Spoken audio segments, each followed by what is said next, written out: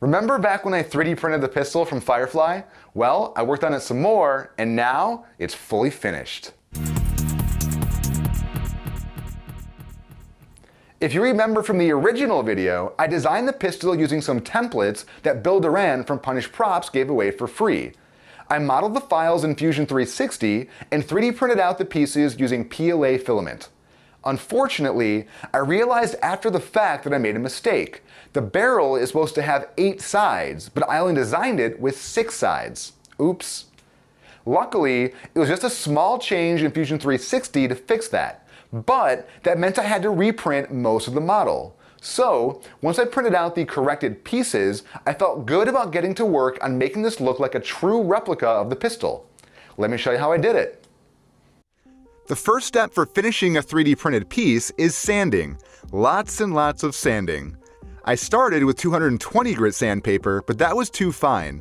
After realizing that it wasn't getting the job done, I went down to 80 grit, and that worked great for getting rid of all the print lines.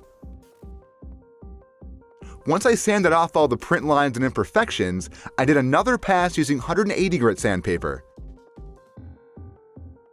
And then, after that, I went over it one more time with 220 grit to finish smoothing out the surface.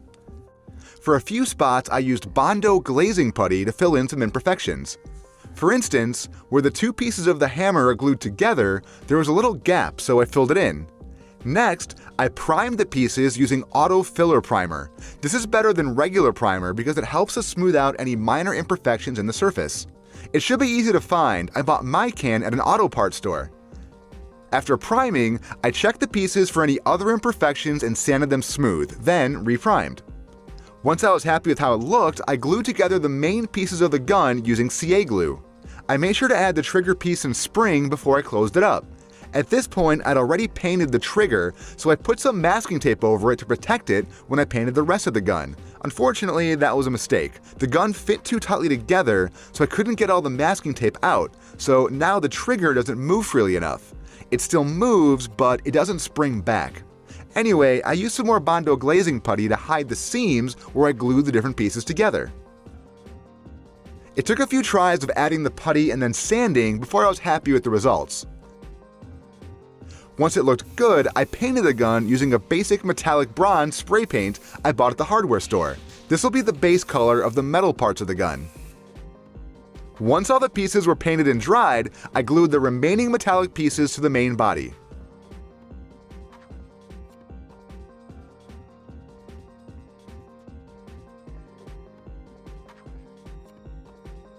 Then I added the set screws into the holes I designed for them. Now that all the metal pieces of the pistol are assembled, I can start adding detail and weathering. To start, I used a bronze metallic acrylic paint, which is a little brighter than the base paint. Using a dry brush technique, I had all the corners and curved edges to add more contrast. For the sharp corners, I tried to make it look a little scratched and weathered. For the curved edges, I tried to give the paint a smoother look, as if those areas were polished smooth over time.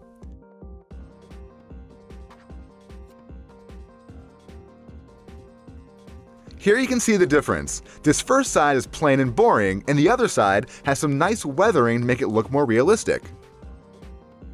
Next, I mixed some silver metallic acrylic paint with the bronze for an even brighter color. Using really small amounts of paint, I hit the same spots as before, but I tried to make them look like scratches.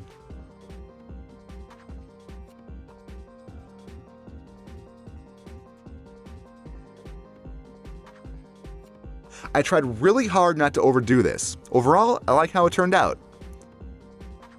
For the grips of the pistol, I went through the same sanding process, working my way from 80 grit up to 220 grit sandpaper. Once they were sanded smooth, I went back and added some fake wood grain texture using 80 grit sandpaper. I gouged some rough grooves into the grips using the sandpaper going in one direction. Then I used a needlepoint file to add some sections of deeper grooves where the grain will be more prominent. After I was done sanding and texturing, I painted them with a caramel spray paint from the hardware store, which is a light brown color. To make it look more like wood, I mixed some black and brown acrylic paint that will simulate the wood grain. I painted the dark brown onto the grips in multiple coats. For each coat, I tried to get the paint into the grooves I added earlier. I wiped off the excess using a paper towel and let each coat dry before adding the next one. After a few coats of the really dark brown, I added one more coat with a medium brown to add some additional streaks of variation. I tried to keep these lighter streaks in between the dark bands that already looked like wood grain. Instead of wiping off the medium brown completely, I blotted off the excess so a fair amount of the color stayed on the grips. Once I was happy with how it looked, I added the set screws. Then I finished the last step of assembling the gun by gluing on the grips.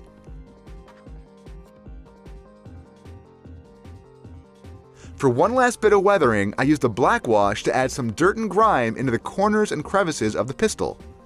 I mixed black and brown acrylic paint to get a very dark brown color and then painted it into the inside corners of the pistol and along where the grips joined with the metal. Then I wiped off as much as I could so only a little was left for contrast and a little bit of grime. Overall, the gun is supposed to be fairly clean and well maintained, so this effect should be really subtle. Once the paint all dried, I was finished making my first prop replica. I'm really excited about how well this turned out. Because this is the first time I've used a lot of these techniques, I expected it to go somewhat okay. But I think this looks really good. It took a lot of work and the sanding wasn't much fun, but I really liked doing the weathering and the detailing. Even though it took a while, I had fun making it and I'm really happy with the result. Big thanks to Punish Props for the initial inspiration, the free templates, and all the great instructional videos on their channel. Anytime I wasn't sure how to add weathering, blackwash, or even make the grips look more like wood, I managed to find a good video on their channel to help me out. If you haven't checked out their channel, you should go take a look. If you want the latest STL files of my model to print your own, you can get them from the link in the description below. I also included links to the different paints I used in case you want the same colors. Thanks for sticking around to the end of the video. If you want to stay up to date with my channel, hit that subscribe button. If you're in the mood, leave me a comment and let me know what you think. Thanks again for watching, and I'll see you next time.